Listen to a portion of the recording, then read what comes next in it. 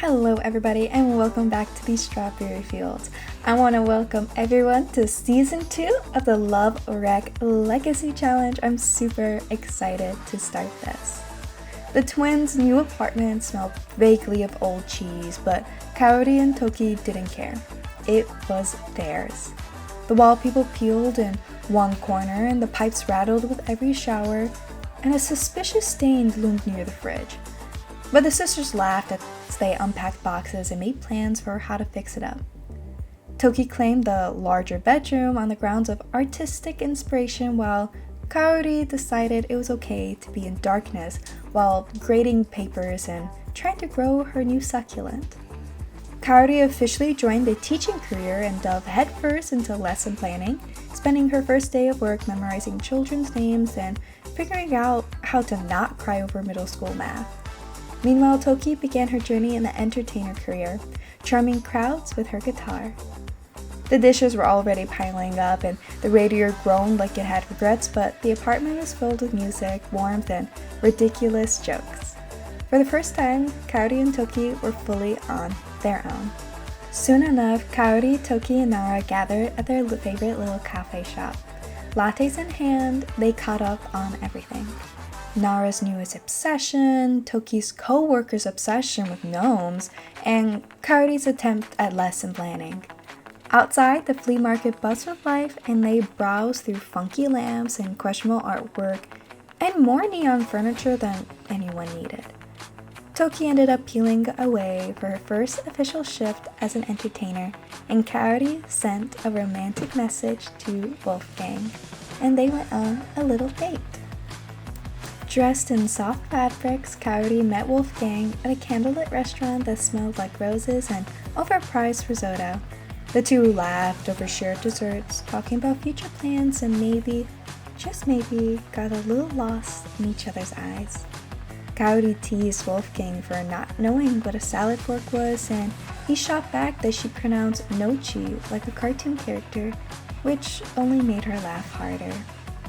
After dinner, Kaori invited Wolfgang over, claiming it was just to show him her new bookshelf, though even her dog-eared romance novels were skeptical. The night ended with candlelight, cozy snuggles, and exactly the kind of woohoo that makes broken pipes and loud neighbors worth it. The apartment may still have smelled like garlic fries from the flea market, but for Kaori, everything felt sweet and warm, just a little bit magical. Tokie was up as the sun rose, her eyes wide and her fingers twitching with creative energy. Inspiration hit her like a double shot espresso, and she scrambled to her laptop in her pajamas, bedhead and all. A new book idea had formed overnight, a sweeping fantasy epic called Warriors, full of bold sword fights, tragic backstories, and more dramatic quirks than One Kingdom could handle. She barely noticed Kaori rushing past her with a granola bar in hand, dressed for her first day as a teacher. While Tokie was deep in world building and pondering the politics of dragons, her phone buzzed with a message from Wolfgang. It was unexpected and surprisingly sweet. He wanted to propose to Kaori. Tokie grinned, her heart melting as she quickly agreed and offered all the details she knew. Ring size, favorite gemstone, preferred proposal vibe, the such. The two spent a while chatting, Wolfgang nervously wondering if Kaori would say yes and Tokie reassuring him. But as the conversation ended and the phone screen went dark, a strange silence settled over Tokie's apartment. Her hands hovered over her keyboard, yet no more fantasy warriors came to mind. Instead, all she could think about was how Kaori's life was moving forward, like a well-written love story, and hers felt paused. The joy she felt for her sister was real, but so was the ache in her chest.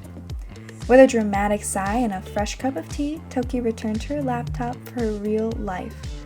It didn't feel like romance right now, but her fantasy characters were about to get extra dramatic.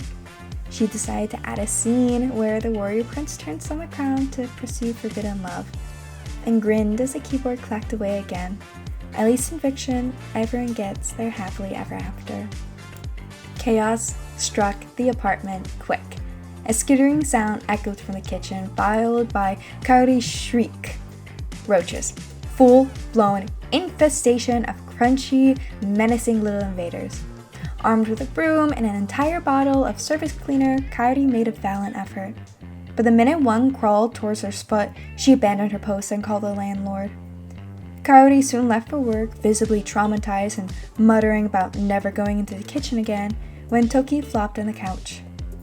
Her phone buzzed, and one "you up" message later, Minsu was at the door with a ruckish grin and a tote bag for totally casual reasons. Their friendly hangout quickly turned steamy, and soon enough the two were tangled up in blankets of laughter and steamy shower woohoo. Tokie wasn't gonna take this relationship seriously, but it was fun. Wrapped in a robe and sipping tea, Tokie opened her laptop with a sly smirk and started typing the first lines of her next novel, Love Confession, a romantic folly. Was it about Minsu? No, not at all.